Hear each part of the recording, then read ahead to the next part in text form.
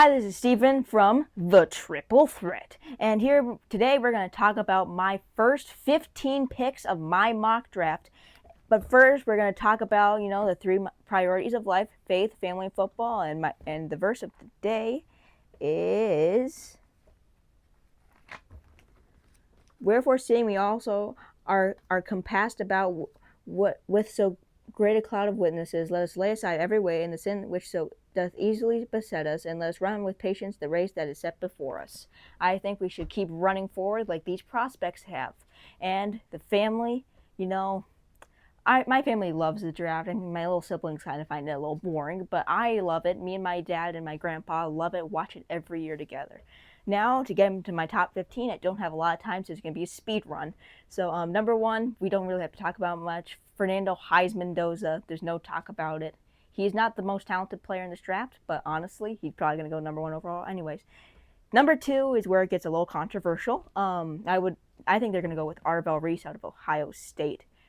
And Arvell Reese is not the guy I'd go with them. They cannot develop anybody. The highest they've ever developed anybody is trash. And but David Bailey's safer. But he is the next pick for the Arizona Cardinals, who desperately need a young edge rusher. And they're going to go with David Bailey out of Texas Tech. He is indeed the safest player in this entire draft, no doubt at all. Then number four, Titans. Cam Ward needs one more player. Tony Pollard's a little old, and they're going to get Jeremiah Love, probably one of the best receivers in the draft. And the Tennessee Titans are going to go with, Jeremiah Love, Notre Dame, best running back in the draft, no doubt. And now we're number five, New York Giants, Caleb Downs, best prospect, whole draft, no question. Joel Klatt said it himself. He's the best player in this draft, hands down, out of Ohio State.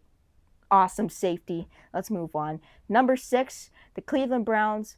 Everybody's saying Carnell Tate. I'm going to go with Francis Mauigoa out of Miami. And he is the best tackle in the draft. He can be right tackle. He can be a guard. He's just so good, so versatile. The Browns need him a lot. And now number seven, I think the Bengals are going to trade up for Sonny Styles out of Ohio State. Sure, he had one great year, but that one great year is probably going to push him in the top 10. I would not go with this. I'd go with an offensive lineman. But, have Joe Burrow ruin his career. And but I think they're going to get this guy. Ran a 4.43 at the 40-yard dash. Converted from a safety to linebacker. I think he's a great pick. Number eight, Saints, Carnell Tate, another Ohio State receiver. Though he's slower than his counterpart, Chris Olave, he has the best hands in the draft. And then number nine, we're going to go Chiefs, go with Mansour Delane, CB out of LSU.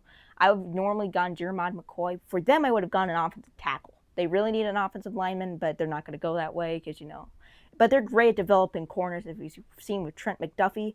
And number 10, we're going to go Washington Commanders. They're going to go Reuben Bain Jr. Even though he's a little T-Rex arms, he is probably the best defensive end in the draft outside of, David Bailey.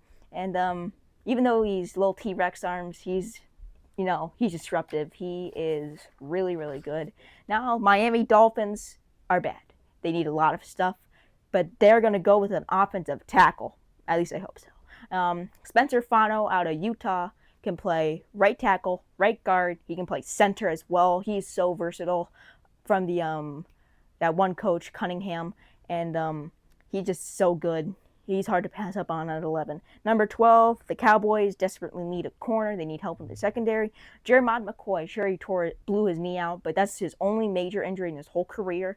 I think he's going to be great out of Tennessee. Yeah, that guy's a stud. Number 13, the LA Rams.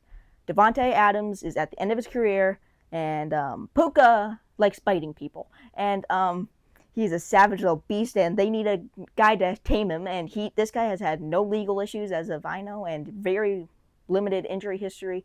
He's great slot receiver, really fast. And then we're almost done. Number 14, the Ravens really need a defensive tackle, but here they're going to go with Olevavaga Ionye. I hope I pronounced that right. The guard out of Penn State, really good, probably, in my mind, the best interior lineman in this draft. And he's a stud. I love Penn State. He centered the line So Katron Allen, Nicholas Singleton could do great there. And he's a brick wall, allowed no sacks this last season.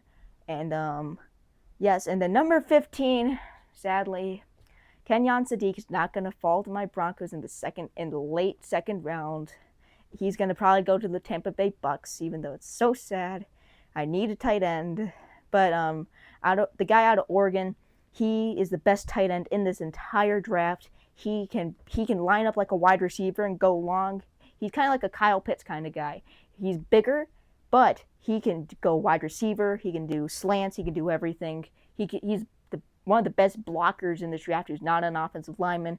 Perfect pick for the Tampa Bay Bucks, so Cade Otton can have some help. The Buccaneers would be the powerhouse offense with him. And that's my top 15. Signing off, Steven and the Triple Threat.